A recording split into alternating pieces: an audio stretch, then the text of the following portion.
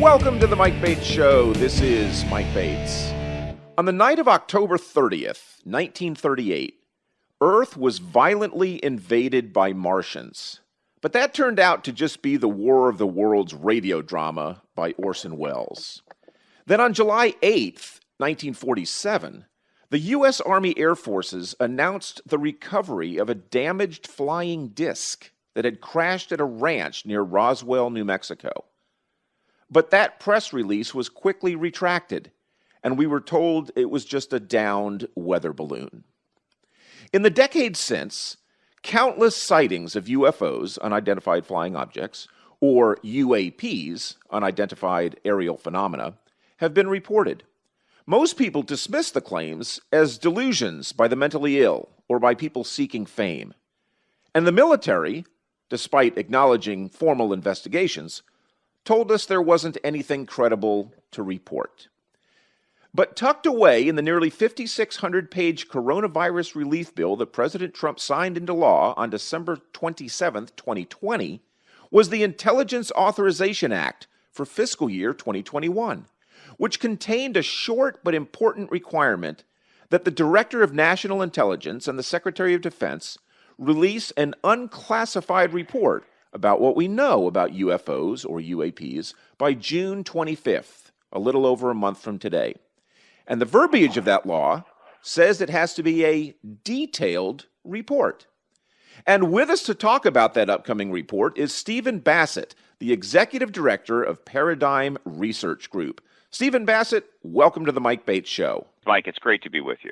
Stephen Bassett's organization, Paradigm Research Group, was founded in 1996 for the purpose of ending the government-imposed embargo on the truth behind extraterrestrial-related phenomena. And he has spoken to audiences around the world about the implications of Earth being visited by alien life. He's appeared on TV, radio, and newspapers around the globe, and today we're fortunate to have him on the air with us. So, Stephen, I do want to get into what space aliens coming to Earth would mean for the human race. But first, let's talk about this upcoming report. Why did Congress require it by law? There's a long story here, which I know we don't have quite enough time to get into, but what took place there was the result of activities that really went back to 2017, when on October 11th, an organization called the To the Stars Academy of Arts and Science was announced. A website was put online, and there was a presentation announcing this organization, which included former members of Congress, DOD, CIA, and so forth. And they were going to be investigating this issue, and they were going to create a company, et cetera, et cetera. This was a very, very significant historical event, but even better than that was 2 months later, this organization, To the Stars Academy of Arts and Science, we call it the TTSA, delivered two huge news stories to the New York Times, which vetted those stories and published them on December 16th, front page in 2017. And these stories revealed 3 gun camera clips from UAP intercepts by Navy F-18 airplanes, the most famous of which is the Tic Tac. These are the first gun camera footages ever released by any nation ever. And there are thousands and thousands of these gun camera clips of UAP intercepts in the vaults of nations that have air forces. And along the way, a lot has happened. One of the key members of the To the Stars Academy group was a gentleman by the name of Christopher Mellon. And the other individual, Luis Elizondo, was instrumental in bringing witnesses forward, military witnesses. And then Christopher Mellon started going on the Hill with some of these military witnesses and briefing members of Congress. And the content of the briefings was not known. These were private briefings. But we do know that several members of Congress indicated they had been briefed, notably Mark Warner, who at the time was the ranking member of the Senate Intelligence Committee. But other individuals in Congress mentioned, yes, they've been briefed. Marco Rubio was also briefed. We also learned the president was briefed, and that was notable. So Marco Rubio made a decision to do something. He acted. And what he chose to do was to put some language in the Senate Intelligence Appropriations Bill. It's not in the enumerated section. It's in the comment section. So it's not a demand by law. It is essentially a request from the Senate Intelligence Committee to various agencies that the Intelligence Committee would very much like a report. And it was structured, interestingly, it was 180 days after the signing of the bill is when this report would be required, knowing the bill wouldn't get signed until December. So that put the deadline well into June of this year. And so the effect of this was it started building more expectations amongst the public. And that's where we are now, 1 month from receiving that report. Stephen, you mentioned that this report is technically not binding by statute, and there are no enumerated penalties for failure to comply. So do you think the DNI and SecDef will comply? Oh, yeah, we have plenty of indication that there's going to be a reply to the report as requested. While the report is important, what's really important is the hearings. And I believe those hearings are going to be announced very soon. And the hearings are going to be taking testimony from military witnesses.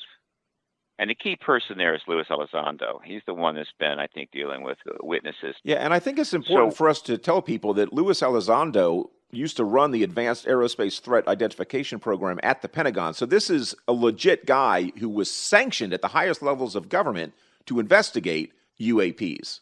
Yeah, but keep in mind, Mike, the government's been investigating UAPs every day of every week since 1947. They've never stopped. But that's the secret programs. That's the classified programs. What's happening is we're moving from the classified into the public realm now, which means we're heading for the final confirmation of the presence of these extraterrestrials, which can only come from the president. So it's getting the hearings. Recently, Luis Elizondo, Christopher Mellon, and another very important person, Steve Justice, who was a director at the Skunk Works at Lockheed, which is a very significant entity, stepped out of the TTSA so that they could operate essentially as independent individuals. I believe they're the ones that are negotiating the final details of putting these hearings together. So that's where this is going. And what you can expect is very soon a committee chair, very possibly Mark Warner, or even Marco Rubio, as the ranking member, is going to make an announcement that that committee is going to hold hearings on this issue we've been hearing so much about. And some of these pilots and others are going to be coming before Congress under oath and testifying to what they have seen and heard. And once those hearings get underway, Mike, and there will be more than one, they will go on for weeks. They will be watched by hundreds of millions of people. At some point, the president will be in a position where he can come forward and say, I've watched this testimony along with you, meaning American people. I've talked with my top people at the Pentagon. I've talked with congressional leaders. And we have concluded that the evidence is compelling, that there is, in fact, an extraterrestrial or non-human intelligence engaging us. And we are going to be bringing you more information about that as soon as possible. And we will have had what we call in the activist movement disclosure, the confirmation event that we are not alone in this universe. We are speaking with Stephen Bassett, the Executive Director of Paradigm Research Group. We've got to take our first break. When we get back, we'll discuss what might end up in that report and what might be said at those hearings he's talking about. We'll find out when the Mike Bates Show continues. Welcome back to the Mike Bates Show. This is Mike Bates. With me on the line is Stephen Bassett, Executive Director of Paradigm Research Group, and we're discussing the upcoming report that the Director of National Intelligence and the Secretary of Defense are required to give to the Senate Intelligence Committee by June 25th of this year. So barely a month from now, we're going to learn more about UFOs and unidentified aerial phenomena. So, Stephen, the Department of Defense has already confirmed the legitimacy of numerous videos that have made it into the public realm. And they've confirmed sightings that they say they can't explain. And these sightings have come, in particularly with the Navy, from the Nimitz, the Theodore Roosevelt, the Princeton, the Russell, the Kidd, the Rafael Peralta, the John Finn, the Omaha. And the Air Force has a few known sightings of something defying the known laws of physics as well. So what do you expect this report to say? And are you expecting it to be a bigger bombshell than simply being a catalyst for those hearings you mentioned? I don't think it's going to be a bombshell, but I think it's going to contain very interesting material and some new material. Let me put this in perspective.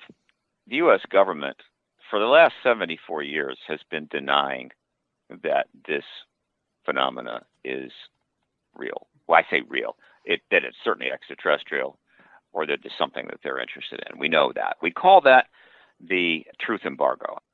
The policy to withhold the truth of this matter from the American people was a national security policy, fully legal, that got put together between 1947 and 1953. There were good reasons to do it because of the Cold War, the nuclear threat, and they didn't know that much about what is going on here. What are these entities? What do they want? How many? They had crashed vehicles in their possession. What is this technology? What can we do? So they instituted a truth embargo. I don't think they thought at the time it would last for 74 years. So what's different? Apparently, a substantial group within the Pentagon and other agencies, privately, not formally, not as part of a formal agency decision, had concluded that it was time for the truth embargo to end.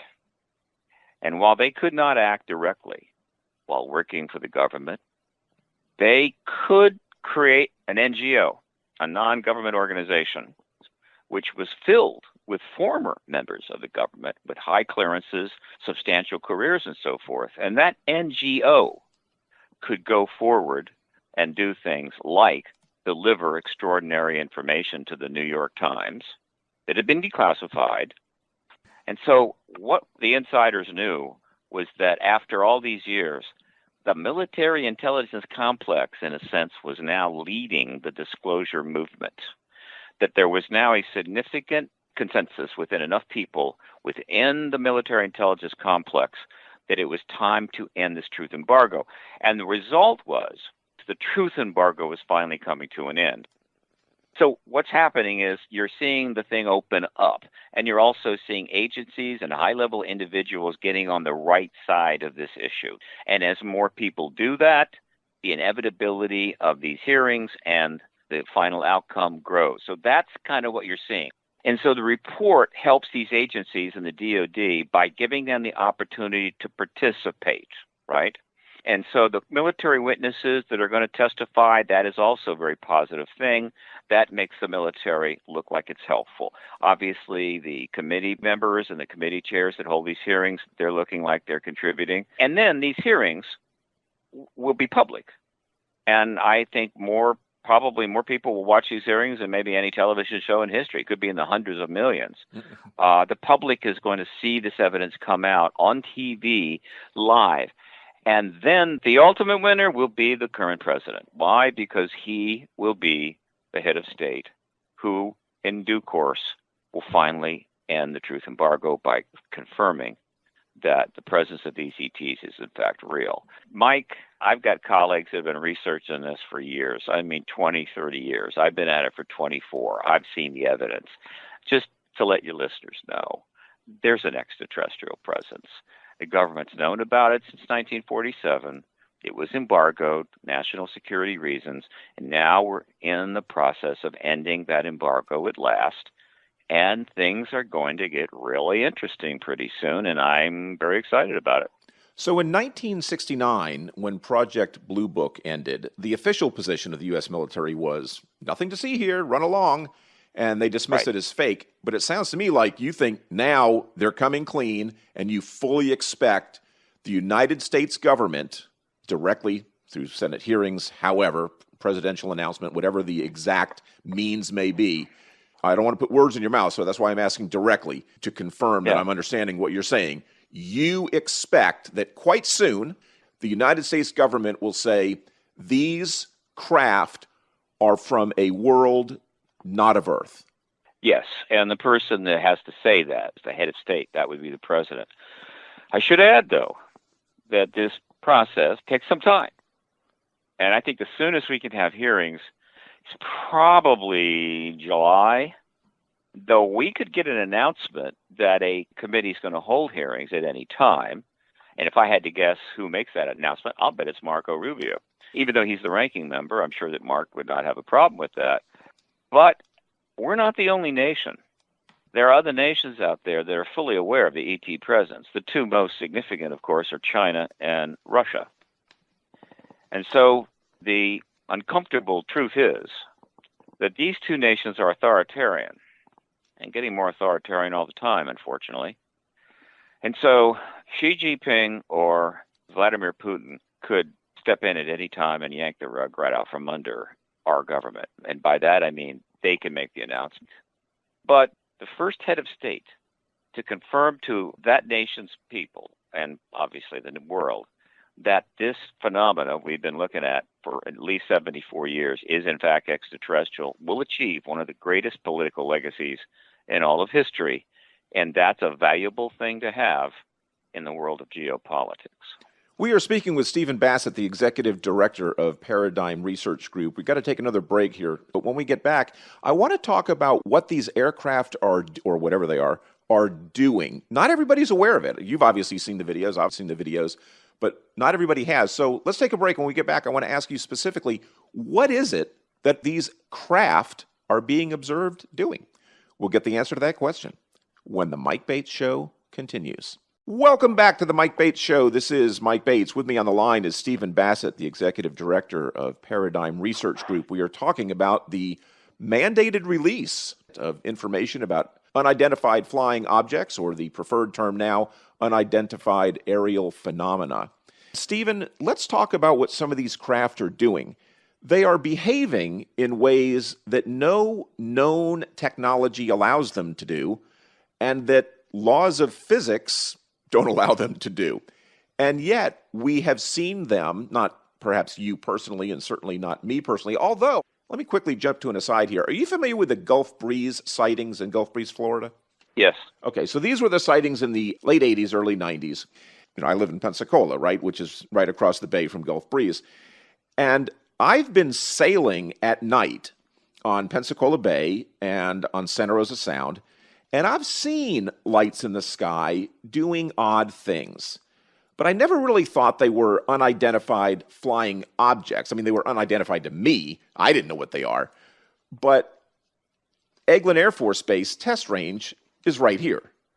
The Air Force Special Operations Command is at Hurlburt Field. It's right here. So I just chalked it up to being either military aircraft or perhaps some weapon deployment from the aircraft or who knows what. So I didn't really think much of it.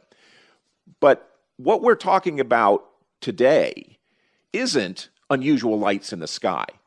These are daytime sightings by military aviators that have observed physical craft traveling at speeds of 13,000 miles per hour, exceeding the sound barrier without creating a sonic boom, going from 80,000 feet to sea level in less than a second, accelerating at what would be G-forces of 600 to 700 Gs, something that would be fatal for humans at a fraction of that, going from flying in the air to being almost instantly submerged in the ocean with no apparent damage. I mean, this sounds silly, but it's actually happening, right?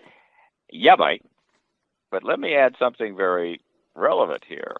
Millions of people have seen the Tic Tac video and the Go Fast video, the gun camera footage that was released to the New York Times. It's been all over the internet. God knows how many people have seen that.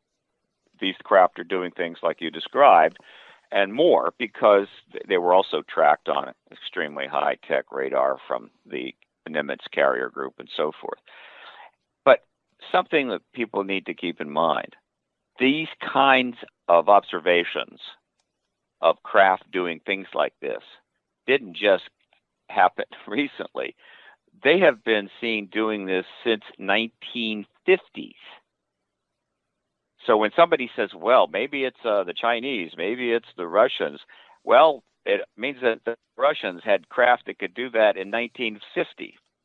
And ever since then, it's been a tug of war between citizens trying to get to the truth and the government saying, no, They're not real for national security reasons. The government didn't lie to us simply for the hell of it. They had very strong reasons why this issue needed to be contained.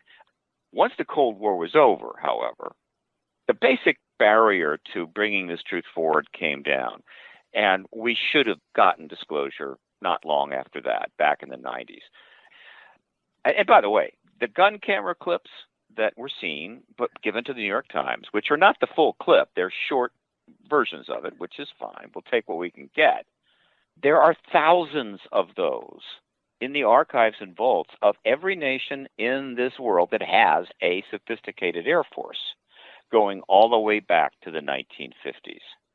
And they've never been released because all of the nations are either authoritarian like China and Soviet Union, Russia, and they do not want this out because it's not going to help them be authoritarian, or these are allies of the United States that don't want to undermine our policy. They're essentially following our lead.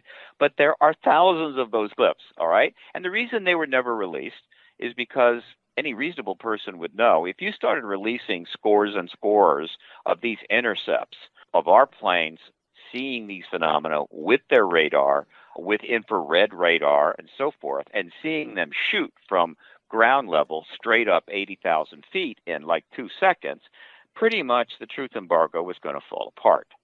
And so the release of those 3 clips alone, just that, which happened because Lou Elizondo got them declassified. I made a request, whatever. I don't know if the people that granted the request knew what was planned, but whatever, he declassified them. And then they were given to Christopher Mellon. Chris said it was surreptitiously taken. I think that's more to take the DOD off the hook, because you surreptitiously take something from the Pentagon and usually you end up in interrogation rooms. But in any event, he delivered them to the New York Times, right? Those 3 clips were the icebreakers. And so when you see those, remember there's thousands of those behind that could come out at any time. Will some more of that be released by the report? Maybe not. Maybe not. This report is not, I don't think that they're going to try to bust this thing open, because that would be getting out of line, overreaching. I think they're going to cooperate. I think we're going to get important material that will be brought into the hearings, which I know that are coming, which is great. And more importantly, the cooperation of these agencies in providing information makes it, again, much easier for the chairs of the 7 key committees that need to do these hearings to politically and safely say, okay, look, I think we need to have hearings. So it's all kind of coming together, Mike. I believe, it's still my view, unless there's a massive resurgence of COVID, that hearings should take place pretty soon, possibly in July, that an announcement that such hearings could happen at any time. The report will be positive, and the effect of congressional hearings of the scale that will happen will make it possible for the president to make the announcement. So I see disclosure this year. I have always believed that given the vastness of the universe, there is no way that humans on Earth are the only life in it.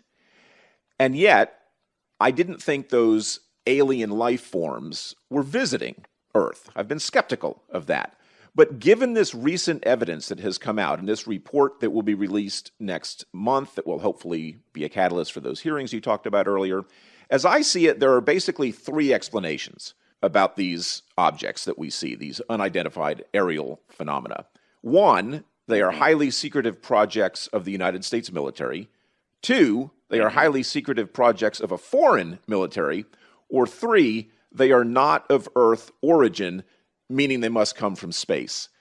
So if these aircraft are from somewhere other than Earth, what does that mean for the future of mankind? Let's take our final break, and when we get back, Stephen Bassett will answer that question when the Mike Bates Show continues. Welcome back to the Mike Bates Show. This is Mike Bates. With me on the telephone is Stephen Bassett, the Executive Director of Paradigm Research Group, and we are talking about the report that the Director of National Intelligence and the Secretary of Defense have to release by June 25th. And Stephen expects, as do many people, that that report or the subsequent hearings will confirm the existence of extraterrestrial life visiting planet Earth. So, Stephen, here's my question. If these are beings from another planet, another galaxy, whatever, what does that mean for the future of mankind? Now, I can't speak of how it is in galaxies far, far away, but here on Earth, when a technologically advanced civilization encounters a less advanced civilization, it always ends up bad for the lesser developed side, right? That's in our experience, yes, the human experience, and that's worth noting. But I think we're going to be okay. One, because we're not the Aztecs or the Mayans or any of the other indigenous species, which, by the way, the fact that they were then virtually destroyed by a slightly higher group is not exactly a highlight of human history. Okay, so this is humans being humans. We're very dangerous species, obviously. But fortunately, because the ETs have been engaging us for some time, I am quite convinced it's not just the last 74 years. I believe that the planet has been engaged for thousands of years. It doesn't mean it's the same extraterrestrials. There could have been any number of species coming and going, but the last 74 years are the most important because these are the 74 years where the Earth finally became a global high-tech civilization. This isn't Egypt, 2000 BC, all right? This is a very important time.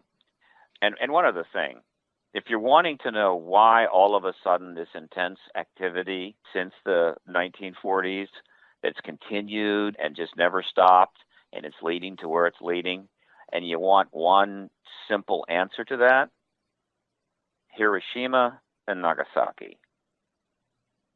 Those two bombs, which we had built, which is one thing, tested, which is another, but then dropped on our own species, that's another thing altogether.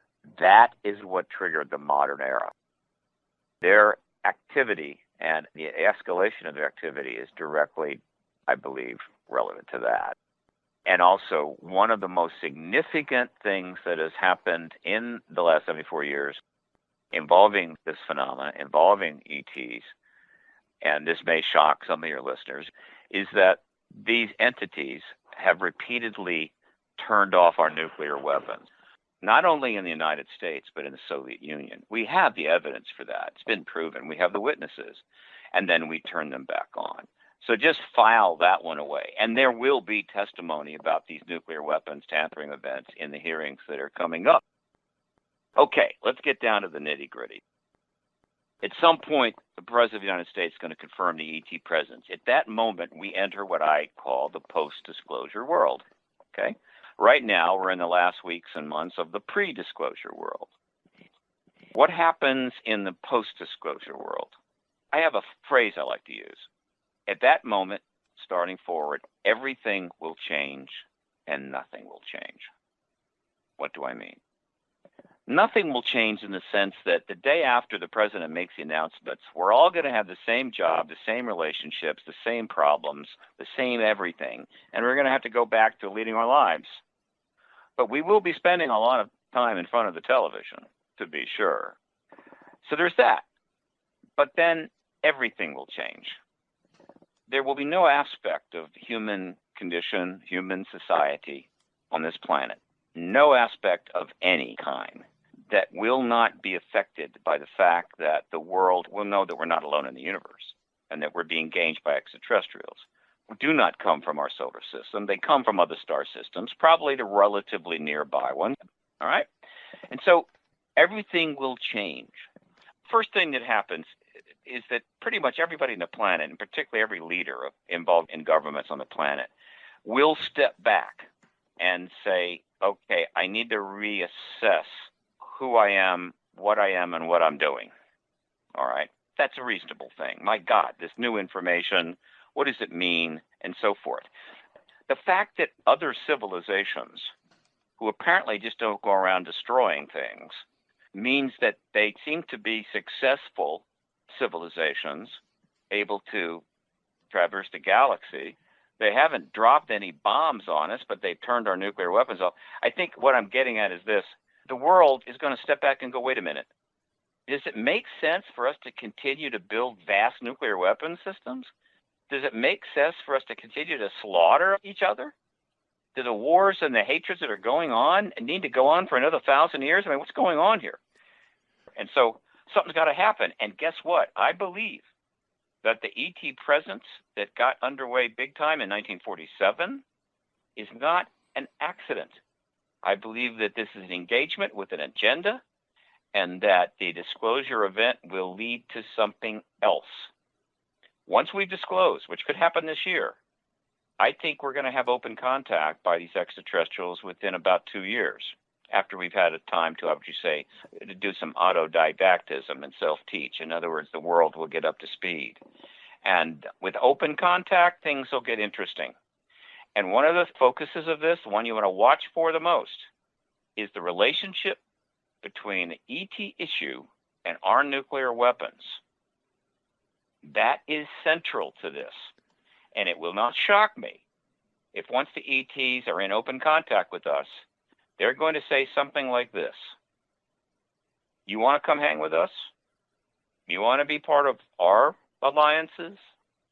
You want to benefit from some of our technology? Fine. You are not going to build interstellar craft, which eventually we will do, and fly them out into the galaxy with your nuclear weapons. That isn't going to happen. You can do nothing to us. You cannot touch us. You never could until now. Once you have that kind of technology, you're a threat to us. That's one of the reasons we're here. And so here's the deal. You got to get rid of the nuclear weapons. Now, you may say, well, if we do, we'll be defenseless. And they will say what we already know is you are defenseless. You have no chance. We could destroy you anytime we want. But we don't do that. We've moved past that. You haven't. And so you're going to get rid of the nukes. You get rid of all of the nukes, and then you can come out with us. I think that's where this is headed. I think we could be 2 years away from that. I could be wrong. I'm happy to debate that with anybody that cares to. What you just said reminds me of the story between President Reagan and Mikhail Gorbachev. At one of the summits, President Reagan and Gorbachev went for a private walk after they had reached a stalemate in negotiations. And as the story goes, President Reagan said to Gorbachev, what if the Earth was under threat from space aliens? Would we come together then? And apparently, yeah, that's true. It motivated Gorbachev to ultimately make concessions, and that resulted in the treaty. Well, that was then. Okay. First of all, understand, Gorbachev knew there was an ET presence. The Soviet Union always knew there was an ET presence. So he knew that. So when Reagan mentions that, it's not a shock to him, but he gets the point. And yes, it was cast in the threat zone. Okay, fine, I get it. I understand. That was then. Really, what's going to happen, because let me assure you, even though the threat issue has been raised a lot lately, that is because, and it's appropriate, that these hearings have to have a safe political basis to take place. And national security is that. They are a legitimate national security concern, and that's the way that will be handled. But that doesn't mean they're a threat, because I can assure your listeners, if the ETs are a real threat, then we are toast, okay? But they're not. What the world is going to learn right now is they're not alone. I don't think they're going to learn that the ETs are an actual real threat and you need to start getting your affairs in order. But just learning that we are not alone is going to cause a whole lot of individuals to, I think, realize we simply cannot continue down this road. Not to mention the cost of our behavior is that hundreds of millions of people, men, women, and children, literally starve to death because money being spent on weapon systems isn't available to put food in their mouth, and all of the rest of the things I could point out, but I don't want to be a downer. I think that is what is going on here. In the light of that new information, will we say enough of this? It's time for us to move forward as a civilization. The future is extraordinary. There is an entire galaxy that we could engage. And war is the scourge of the human race. It is a disgrace to our civilization, but we don't feel that disgrace because we think we're the only civilization. There are no other planets. There are no other civilizations out there that might be working very well, thank you very much, but we're soon to learn that is not the case. The dream of mankind is peace, but the nature of man is war. Correct. But man can change. We are a sentient species, and we are capable of doing whatever we want. So, Stephen, we're running out of time, so I've got to wrap this up. But I know we're getting into hypotheticals and theory and speculation with this question. But how are we going to communicate with these extraterrestrials? Are they going to speak English or some other Earth language? Or are we going to have to speak Klingon? Or is there some kind of high-tech Vulcan mind meld? I mean, how are we going to communicate with these people? Or whatever they are, these beings? We know a lot about the ETs through what are called the contactees. Just take my word for it. Without exception, they're all telepathic. So they're able to communicate with us quite easily.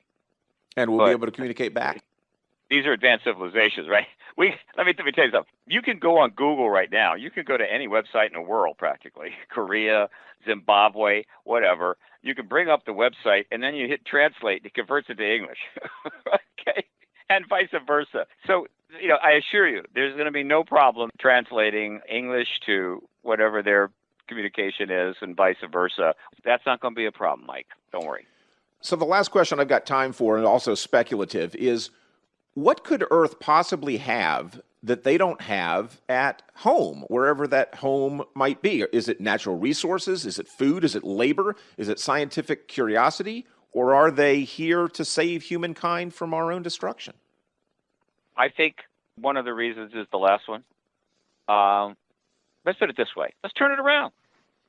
I think before the end of the century, we were going to be able to build an interstellar craft. Warp drive, Alcubierre, whatever, we're going to solve the workaround to relativity. Relativity is a valid law. You can't relativistically get from one planet to another. Well, you could if you've got tens of thousands of years to spare. But there is a workaround that allows you to go planet to planet in a very reasonable amount of time. And if we did that, and we headed on out, what do you think we'd be interested in? I mean, we're just not going to go out and fly around and say, we're flying around, come home. No. What would be interesting? Life would be interesting. And so we would go to a star system, and there would be a planet going around with a biosphere and life. And that would be fantastic. For many reasons, not the least of which is that every biosphere is completely unique. And so you have another biosphere completely unique. Imagine what is there, what you could study, what you could learn. All right? So that's all you need to know. They're here because we are a living biosphere, which makes us extraordinarily significant. But there's something else. We're not just any biosphere. We are a biosphere that has been around long enough to involve sentient beings. That would be us and some others. We're not the only sentient beings, self-aware animals on this planet, but we're the ones with fingers that can build computers and spaceships. Sentience is it's a game changer, right? It's an extraordinary threshold. They are sentient. And so does it shock you that a sentient species like ours would be particularly interested in other sentient species? And would it shock you that good human beings who are spacefaring would be somewhat distressed to come across a planet where the sentient beings on that planet are trying to destroy each other, destroy their planet itself? We would think that was pretty awful, right? We might even try to intervene. Once we get disclosure, the work just begins. In other words, you and I and every other living person on this planet are going to be part of reshaping our world, our civilization, post-disclosure. And how it turns out will be up to us. And so you will see a mass political, social movement, the likes of which we have never seen before.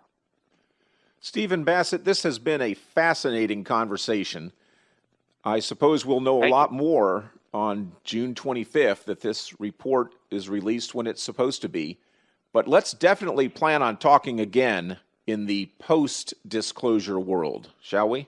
There's going to be plenty of new stuff to talk about. Call me. I'm available. All right. In the meantime, if you would like to learn more about Stephen Bassett and the Paradigm Research Group, you can find them online at www.paradigmresearchgroup.org, and you can also go to Stephen Bassett's podcast at www.disclosurewire.org. Stephen Bassett, thanks so much for joining us today on The Mike Bates Show. You're welcome.